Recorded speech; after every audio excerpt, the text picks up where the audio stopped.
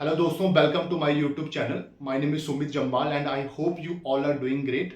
सो आज का जो हमारा टॉपिक रहेगा वो रहेगा कि how to start a edtech platform. जैसे आपने काफ़ी सारे एडटेक प्लेटफॉर्म के बारे में सुना होगा, स्केलर हो गया, बायजूस हो गया, अनअकैडमी हो गया, यूडमी हो गया। तो हमारा भी रहता है कि हमें भी कोई एक एडटेक प्लेटफॉर्म हमें स्टार्ट करना चाहिए। तो आज इसी वीडियो में हम देखेंगे कि कैसे हम एक एडटेक प्लेटफॉर्म को स्टार्ट कर सकते हैं। और एक एडटेक प्लेटफॉर्म को स्टार्ट करने के लिए मैंने एक 6 हाइलाइट्स पॉइंट्स जो हैं उन पे रिसर्च करी हुई है और आज उन्हीं पॉइंट्स को मैं आपके सामने डिस्कस करूंगा। तो अभी हम स्टार्ट करते हैं। सबसे पहला जो पॉइंट्स रहेगा वो रहेगा कि बी मॉडल, कि बिजनेस मॉडल क्या रहेगा आपका। तो जैसे काफ़ी सारे एडटेक प्लेटफॉर्म हैं, कुछ जो रहेंगे मॉडल्स जो उनके रहते हैं वो 3 टाइप्स के रहते हैं। एक हो गया B2B हो गया, और एक B2C हो गया, और एक होता है B2B एंड B2C, लाइक उसमें दोनों काम करते हैं वो। तो आपको सबसे पहले डिसाइड करना होगा कि आपको जो भी बिजनेस करना है उसमें आपको B2C में करना है या B2B में करना है या B2B एंड B2C में करना है आपको। तो जैसे मैं एक एग्जांपल देकर समझाता हूँ आपको। जैसे स्केलर हो गया, चाहे क्रायो हो गया, और भी काफ़ी सारे प्लेटफॉर्म्स रहते हैं। ये जो काम करते हैं ये करते हैं B2B एंड B2C, लाइक दोनों में करते हैं काम। इसमें रहता है कि अपना जो प्रोडक्ट रहता है कस्टमर्स को भी देते हैं, जो वर्किंग प्रोफेशनल्स रहते हैं, जब मान लो स्टूडेंट्स रहते हैं उनको भी देते हैं, और उसके साथ साथ कंपनीज को भी देते हैं, जो भी कंपनीज के ट्रेनर्स रहते हैं। तो वो ट्रेनर्स इनके प्रोडक्ट देते हैं और अपनी जो भी टीम्स रहती है उनको वो गाइड करते हैं उनको, जो भी उनकी स्किल्स रहती है स्किल सेट पे। तो ये B2B एंड B2C वाला इनका काम रह गया। और B2C वाले भी काफ़ी सारे प्लेटफॉर्म्स हैं, जैसे बायजूस हो गया, वेदांतु हो गया। ये सिर्फ कस्टमर्स को ही टारगेट कर रहे हैं, जो कि इनके कस्टमर है स्टूडेंट्स, स्कूल स्टूडेंट्स जो रहते हैं। तो आपको सबसे पहले डिसाइड करना पड़ेगा कि आपको कौन सा मॉडल जो रहेगा वो स्टार्ट करना है। एंड सेकंड पॉइंट्स जो रहेगा आपका वो रहेगा कि प्लेटफॉर्म टाइप, कि अगर आप कोई प्लेटफॉर्म बनाने भी जा रहे हैं कि तो उसमें कौन सा प्लेटफॉर्म आप स्टार्ट कर सकते हैं। तो प्लेटफॉर्म स्टार्ट करने के दो प्लेटफॉर्म्स टाइप्स रहते हैं। एक हो गया कि ऑन प्लेटफॉर्म, एक हो गया कि पब्लिक प्लेटफॉर्म। डिफरेंस मैं आपको बता देता हूँ। जैसे आपने एक वेबसाइट देखी होगी यूडमी की। तो यूडमी में क्या रहता है कि वहाँ पे एक पब्लिक प्लेटफॉर्म है ये। तो इसमें कोई भी टीचर्स या इंस्ट्रक्टर रहेगा या जिसको कोई भी एक्सपीरियंस रहेगा वो वहाँ पे आएगा, अपनी वीडियो अपलोड करेगा, एंड कमीशन बेसिस पे वो जितने लोग परचेज करेंगे और कमीशन बेसिस पे वो अपना जो भी रहेगा उसका रेवेन्यू वो ले जाएगा। तो ये पब्लिक बेसिस प्लेटफॉर्म रहते हैं, और इसमें जो वीडियोस आप अपलोड करते हुए या कोर्सेज करते हुए वो रिकॉर्डेड फॉर्म्स में रहते हैं। तो और जो ऑन प्लेटफॉर्म रहेगा, ऑन प्लेटफॉर्म की मैं एग्जांपल लूँ, जैसे बायजूस हो गया या वेदांतु हो गया या स्केलर हो गया, तो इसमें क्या रहता है, क्लासेस जो रहती हैं वो लाइव रहती हैं। आप खुद ही टीचर्स को हायर करते हैं और वो फिर टीचर्स पढ़ाते हैं उनको live as well as like recorded classes भी देते हैं वो उसमें। तो आपको डिसाइड करना पड़ेगा कि आपको अगर मान लो कोई वेबसाइट बना भी रहे हैं आप एडटेक के लिए, तो आपको किस टाइप का मॉडल चाहिए एंड किस टाइप का प्लेटफॉर्म भी चाहिए आपको। तो ये दो पॉइंट्स हो गए। एंड तीसरा पॉइंट जो रहता है वो रहता है वेबसाइट का रहता है। और वेबसाइट का सबसे आसान ये रहता है कि वेबसाइट आजकल के टाइम पे थर्ड पार्टीज रहती हैं, जैसे विक्स हो गया, वू हो गया, वर्डप्रेस हो गया, लाइक डिफरेंट डिफरेंट प्लेटफॉर्म्स रहते हैं। उसमें आप जाके इजीली वेबसाइट खुद से भी बना सकते हैं आप। और अगर आपको खुद से नहीं बनानी है तो आप सेकंड जो तरीका रहता है वो रहता है कि आप किसी डेवलपर को भी हायर कर सकते हैं, वो आपके लिए वेबसाइट बना सकता है।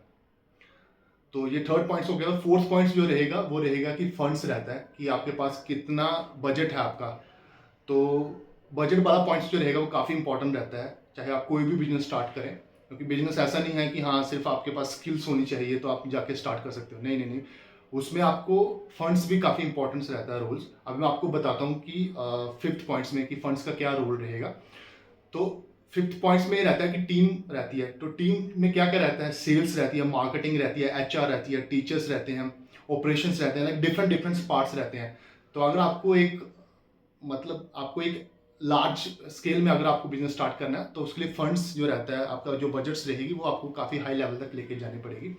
और मेरा सजेशन यही रहेगी स्टार्टिंग में, कि स्टार्टिंग में आप किसी भी टीम को हायर ना करें, वेबसाइट भी आप खुद ही बनाएं।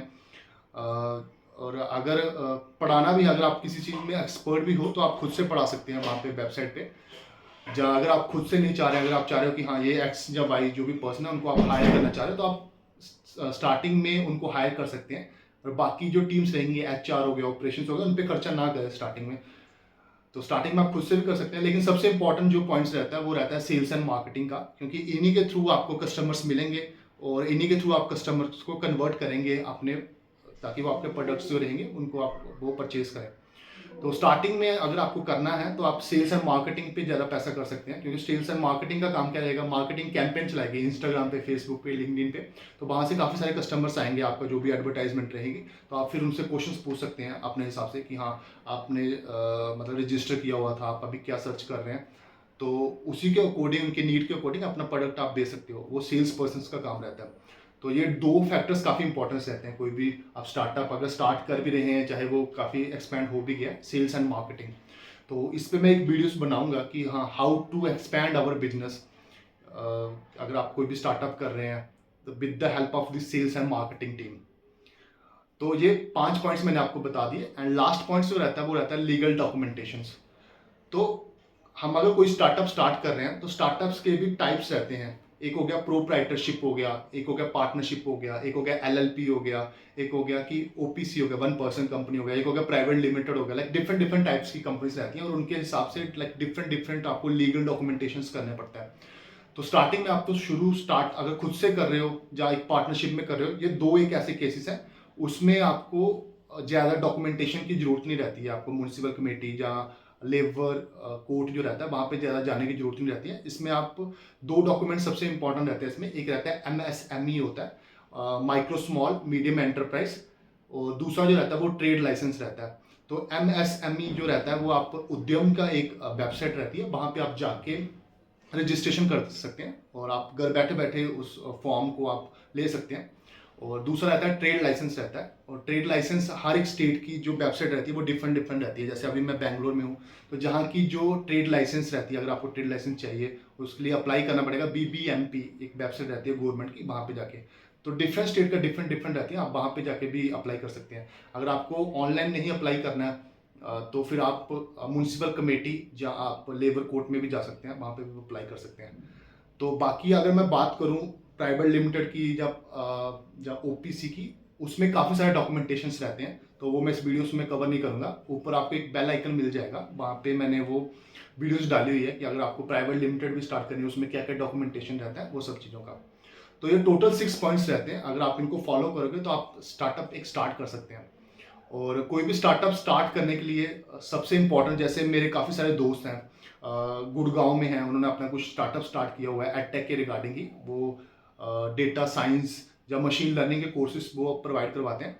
तो मैंने भी उनसे पूछा था कि अगर हम एक स्टार्टअप स्टार्ट करना, तो उन्होंने भी मेरे को ये पॉइंट 6 बताए थे। और इसके साथ साथ उन्होंने जो सबसे ज़्यादा जोर जो डाला था जिस पॉइंट पे, वो बताया था कि वहाँ पे आपको दिखेगा कि 4th पॉइंट की बजट, कि एक बजट आपके पास होना चाहिए, एक बैकअप के तौर पे भी रहना चाहिए कि अगर मान लो आप कोई टीम हायर कर भी रहे हो सेल्स एंड मार्केटिंग या टीचर्स की भी, तो पहले 1-2 मंथ अगर मान लो आप स्ट्रगल कर रहे हो तो आपके पास कुछ बैकअप है या नहीं है। अगर बैकअप नहीं है देन आप प्रॉब्लम फेस करोगे। तो बजट काफ़ी इंपॉर्टेंट रहती है हर एक स्टार्टअप्स में। और आई होप आपको ये जो पॉइंट्स मैंने बताए आपको समझ आए हो, और इसी को आप स्टार्ट कर सकते हैं अपने स्टार्टअप में, और इसी को चूज़ करके। And I hope all the best and thank you.